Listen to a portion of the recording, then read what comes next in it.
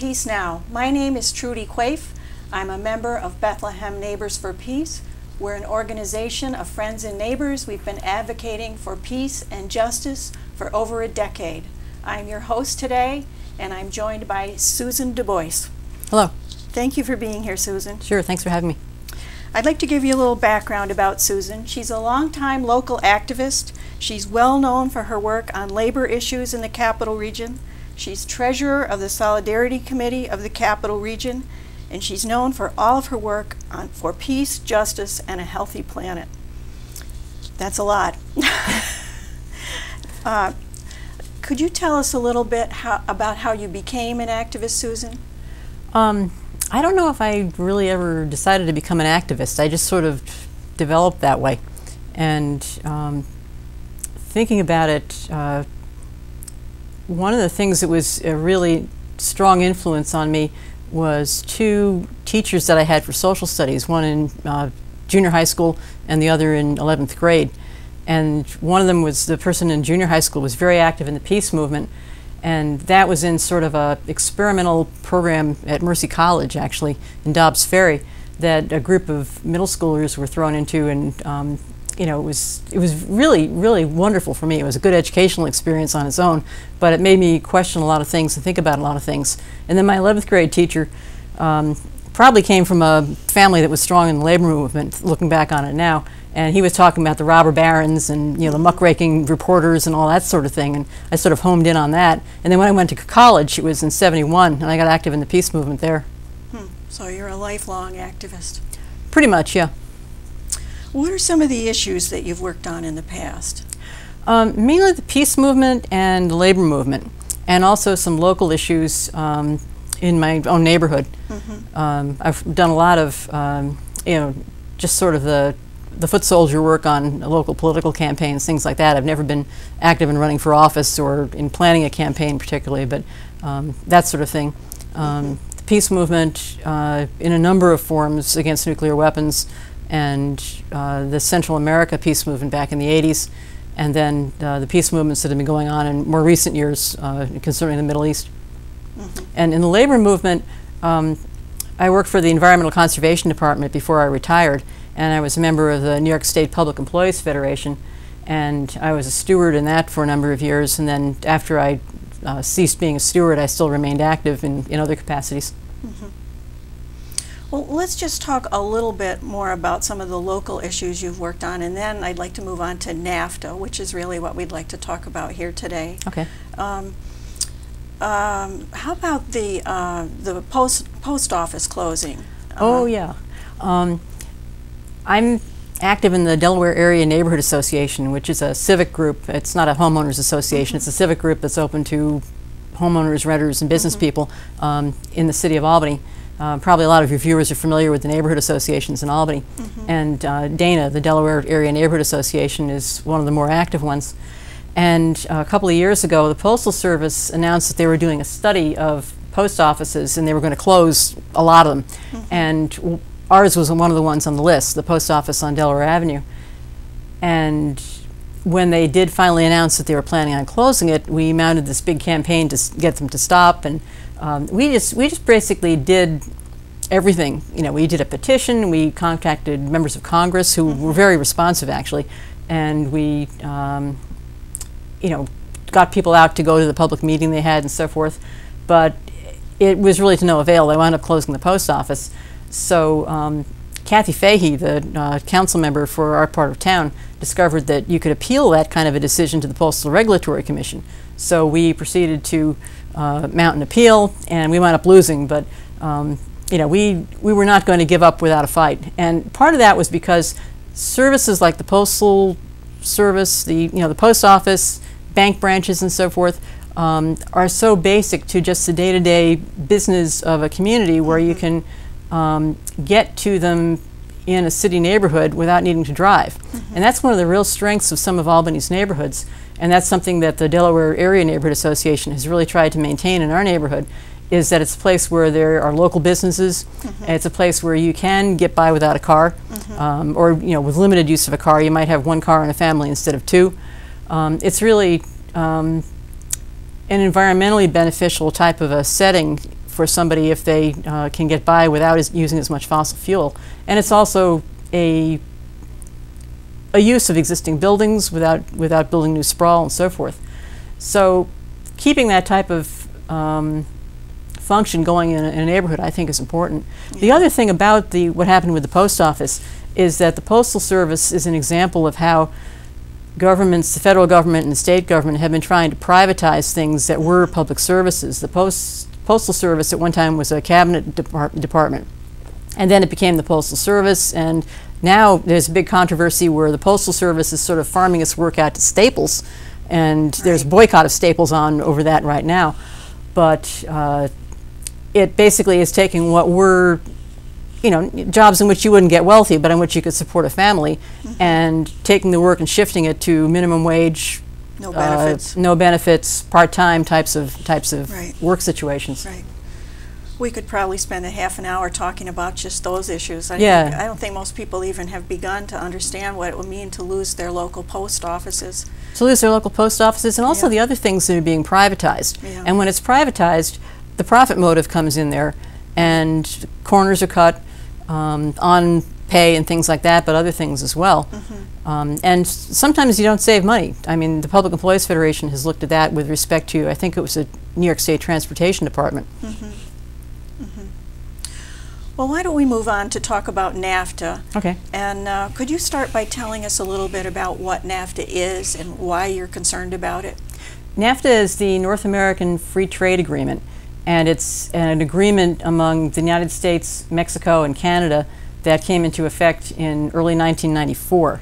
And it's a trade agreement that facilitates trade across those borders.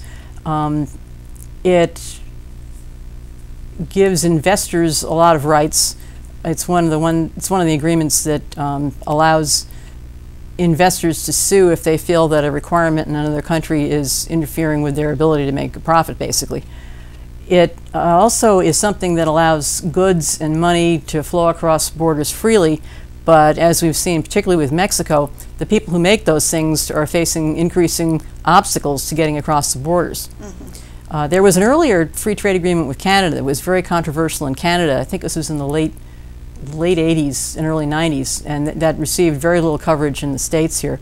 NAFTA got more attention, and NAFTA over the years has led to the loss of a large number of jobs. The actual number varies depending on what data you're looking at, whether it's jobs that have actually been officially certified by the federal government as having been lost due to jobs moving to Mexico or Canada, primarily to Mexico, or whether it's jobs that are lost by spin-offs of that, you know, from multiplier effects and so forth. But it's a very large number of jobs. We've also lost jobs in this country due to other trade agreements, you know, particularly with goods coming in from China. Now, you've traveled to Mexico twice, once in 1997 and once in 2008. That's right. And as part of the Labor Religion Coalition, were you part of that delegation? Right. The Labor Religion Coalition, for quite a few years, organized delegations to the U.S.-Mexico border region, various cities along that border from the Gulf of Mexico out to Ciudad Juarez, which is practically in New Mexico. And they're no longer doing that, but they did it for quite a few years. Maureen Casey was the leader of those, and I feel she did a phenomenal job, including something that I think is heroic. She had high school students on some of these trips, which is a huge responsibility. Yeah. But what she did was a life-changing experience for some of those students. But I was on the delegation in the fall of '97. We went to Nuevo Laredo and a couple of communities upstream on the Rio Grande from there. And then I went on a second delegation in 2008. We went to El Paso and Ciudad Juarez, which is really one big metropolitan area, but the boundary goes through it. How did those trips change your thinking? What did you witness when you were there, and how did it affect you? Well, it really sort of added to the impression that I had from a lot of things that I had read about or heard during the 1980s of how bold and courageous some of the labor leaders and some of the other social activists in Latin America are. I mean, they take risks that are hair-raising in terms of, you know, risking their lives in some situations.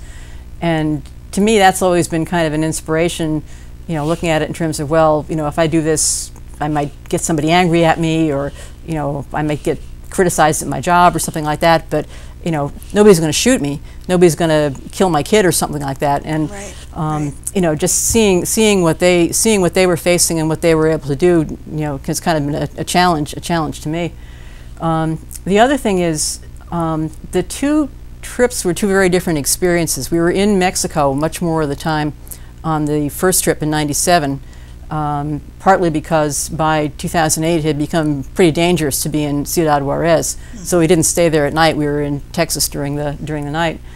The other thing was, in '97, my impression was that both the U.S. people on the trip and the Mexicans with whom we were speaking had the feeling that this NAFTA thing, it's new. It was only like 3 years old at the time, 3 going on 4. It's a real problem, but what can we do? What can we do to fight this? What can we do to change things? And there was more of a feeling of optimism in 1997 compared to in 2008, when it had become an entrenched system and it was just going crazy. You asked me before this interview for some photos and so forth. There were 2 that I gave you that really sort of, to me, symbolize some of those things. One shows some very small cinder block houses in the foreground that are being built, that are the workers' houses. And these are workers who are doing technological, skilled, full-time work, living in really pretty dire conditions. Shows their houses, shows actually a donkey cart. But in the background, on this elevated highway, you see these trucks going by. And when we were there in '97, there was a constant stream of trucks on the streets, the highways through there, constant freight trains and so forth, just goods pouring out of Mexico that were being made there and imported to the United States. But the people who were making those things were living in poverty. The other thing from that same trip that made a strong impression on me, and that I think of sometimes when I hear people saying, well, workers in the United States have to compete with workers in other countries. We were at a meeting that was at the house of a man whose job was to repair VCRs that were shipped in from the United States to be repaired in Mexico and then to be shipped back out. And it was this plywood ramshackle house with a tin roof and so forth. And I'm sitting there thinking, that sounds kind of like the job my father used to do, because he was an electronics technician who worked for RCA Service Company fixing televisions, among other things. And thinking that's we lived in a small but comfortable ranch house when I was a kid. That's not the kind of economy that existed when I was a kid. And how are people in the United States supposed to compete with somebody who's getting paid $5 or $6 per day? You can't. You can't. So you can't. And how about the working conditions? Did you witness the working conditions? No, we didn't. We didn't go into any of the factories. We probably would not have been allowed in. In some situations, the factories themselves are actually fairly clean and well lit. Sometimes they have incredibly bad exposures to toxic chemicals, despite being clean in terms of keeping the product clean. A lot of it's to keep the product clean. But we did talk with some of the people who worked in a number of factories there, and I think the things that they emphasized most were things like toxic exposures, where there's a lot of birth defects in that section of Mexico. Also, just the low pay, and how they had to have multiple people in their house working just to maintain a 2-room cinder block house, and the general abuse that they got if they tried to organize to improve their conditions. Did you also witness the result of really a lack of environmental regulation? Oh yeah, yeah. We actually visited a dump on the first trip, and it was a dump. It was not. That's another place where a company picks up and leaves here, and goes down there, spreads their waste on a field, basically. There probably are some environmental requirements in Mexico. I couldn't begin to quantify how well they're enforced or not. My impression is they were pretty badly enforced from what we saw. It was just the dump that we visited was just waste being tossed on the ground, no fence, no liner, no nothing like that. We saw one place where there was wastewater coming out, and it was, it looked like water that you see running off from concrete or something like that. It was opaque and it was gray, and it was running right into the Rio Grande. When we were staying in Nuevo Laredo, if you turn on the shower, it smelled like you were in an organic chemistry lab. It stank, you know. So, yeah, it was pretty bad. And do you see this as a direct result of this NAFTA agreement? I think it's partly a result of NAFTA. It's also partly a result of that NAFTA made it easier for companies to move to places where there was not going to be effective enforcement of the labor laws. Even if the labor laws on the books looked pretty good, there was not going to be effective enforcement of the environmental laws. So it was partly an opportunity for the companies to make it easier for them to go to places where that type of conditions could be exploited. Shall we talk about TPP? TPP has been described as NAFTA on steroids. So if things were bad under NAFTA, what's going to happen with TPP? Well, the TPP is the Trans-Pacific Partnership, which is a proposed trade agreement that's currently being negotiated among the NAFTA countries, the U.S., Mexico, and Canada. Also Chile, Peru, Malaysia, Vietnam, Singapore, Brunei, Japan, New Zealand, and Australia, and I think I got all of them. But basically, it's called NAFTA on steroids partly because it would encompass so much larger an area of the world. It's the NAFTA countries plus a lot of other Pacific Rim countries. It's also set up as what they refer to as a docking agreement, meaning that the agreement is structured so that other countries could plug in later, conceivably even China. So it could be something that would affect how a very large proportion of the world's economy operates. It's also called NAFTA on steroids because there's a suspicion that it may have a lot of the bad things that were in NAFTA plus some. It's really only partly a trade agreement. When you think of trade agreements, you think of things like tariffs and quotas for imports and so forth. There's some of that in there, but there's also a lot of things that are basically investors' rights types of things that would allow investors to sue governments if they felt the government was passing laws that were too restrictive of what the company wanted to do. Those are called investor-state disputes, and that's been a big fear as to what might be in the TPP. There's also probably limitations on the ability to regulate banking and financial transactions. So there's a whole host of things in there. There's a whole chapter that deals with intellectual property, and that was leaked by WikiLeaks back, I think, last November. And that became very controversial among particularly two groups, people who are trying to maintain access to prescription drugs and to generic drugs, and also people who are trying to protect the free and open use of the internet. And that intellectual property chapter threatened both of those interests. The problem with the TPP is it's being negotiated in secret. Right. And so other than information that comes out from leaks and so forth, there's not very much that's concretely known about it, but based on what's known so far, it looks pretty bad. For a long time, members of Congress were not even being allowed to have access to review the negotiating draft. And they, I think 130 or something of them wrote a letter asking for access. Finally, after a long time, they got access, but under very limited conditions where they couldn't take their staff with them, they couldn't take notes and so forth. And Representative Grayson of Florida has seen it, but he's basically sworn to secrecy. It's treated as classified information. And he described it as being, I think, a punch in the face to the middle class or something. He can't say anything specific about what's in there, but he can say, you know, I've seen it, it's bad. But some of it has been leaked. And I think the leaks were something that really gave a big push to the opposition to the TPP back in November, because it engaged two fairly active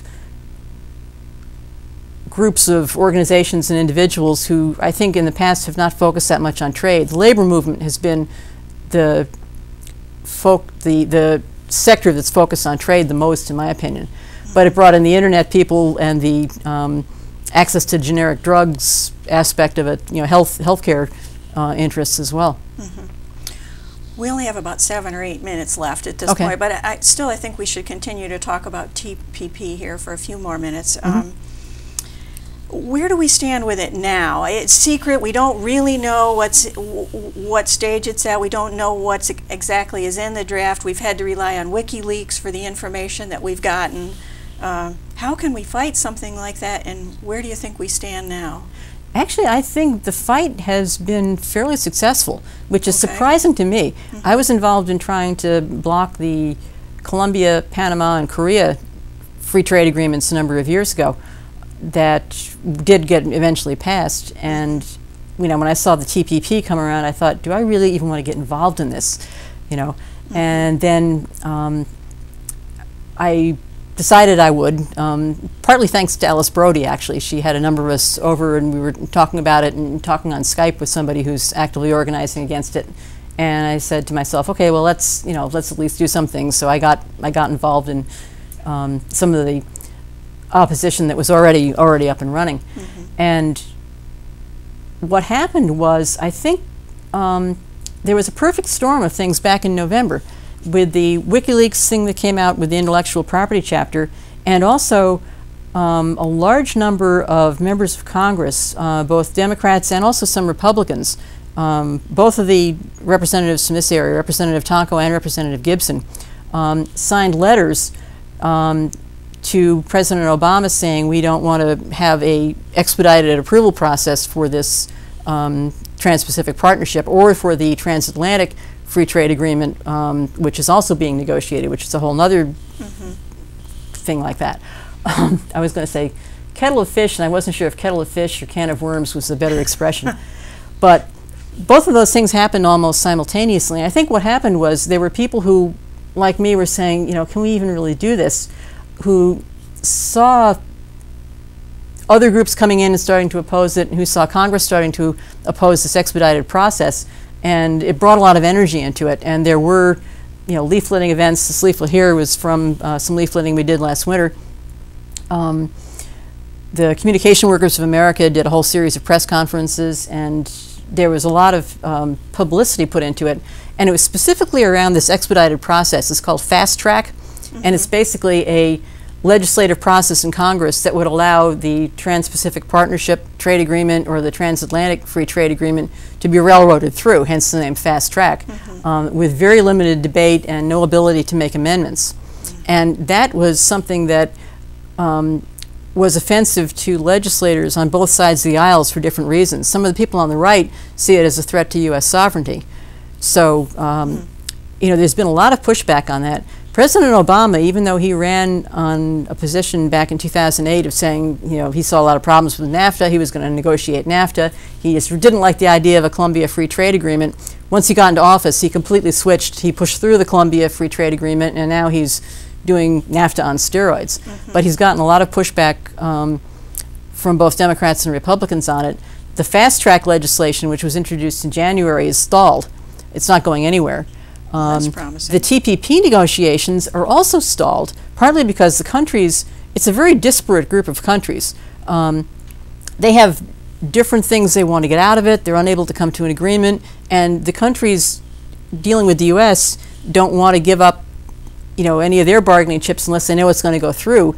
And as this Fast Track thing has completely unraveled, those other countries are saying, well, why should we give up the things that we want when this thing may not even happen?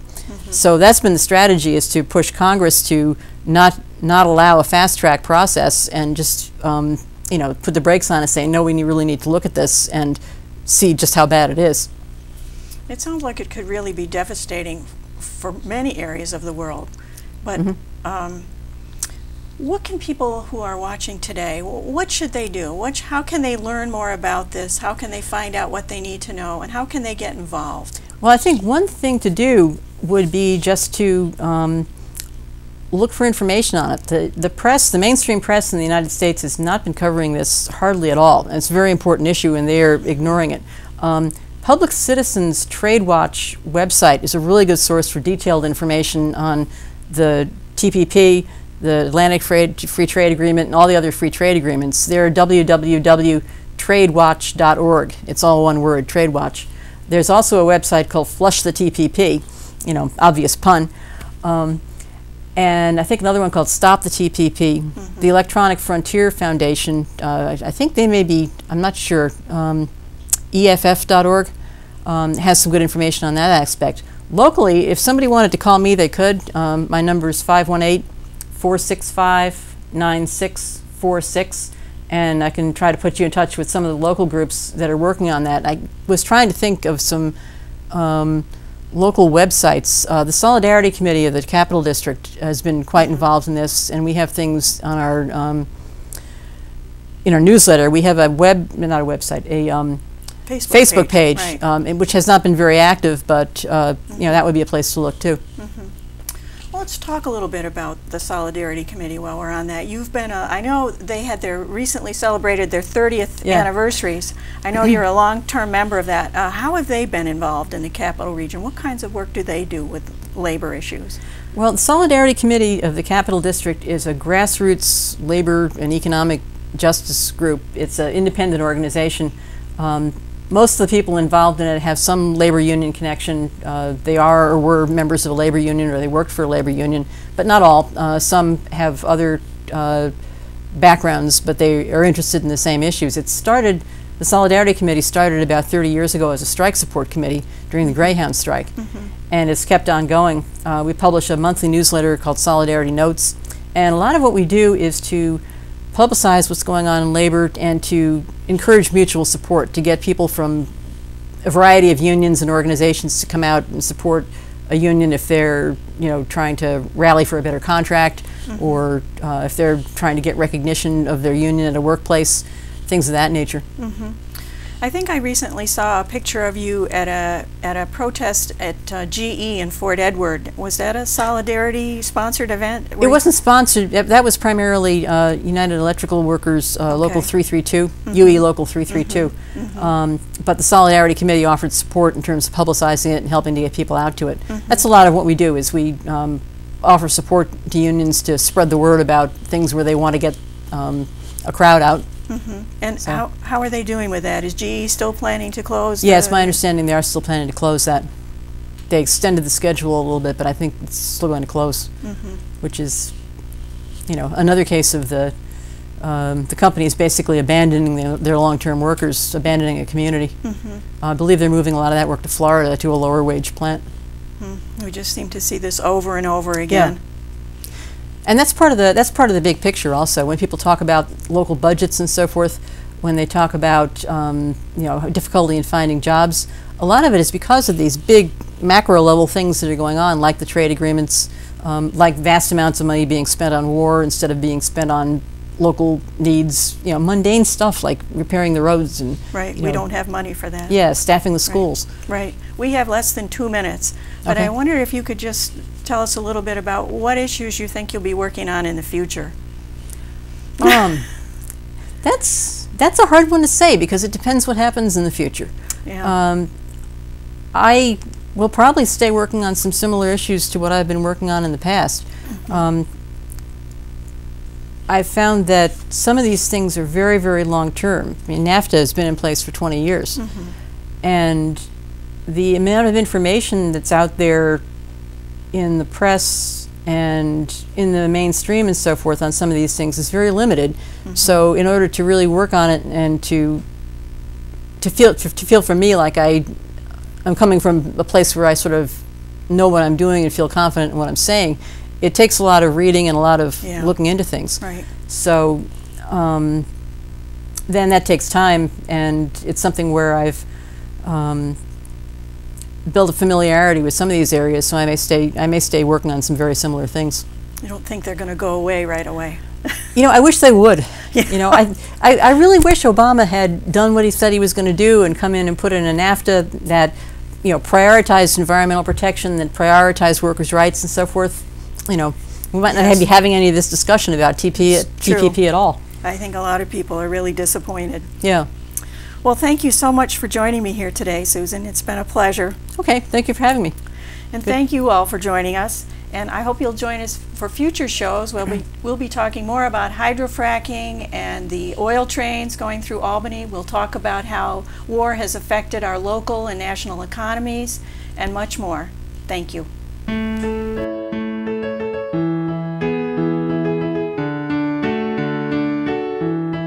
Bring them home, bring them home, bring our parents, our children home, from the dust of Afghanistan back to our arms, bring them home.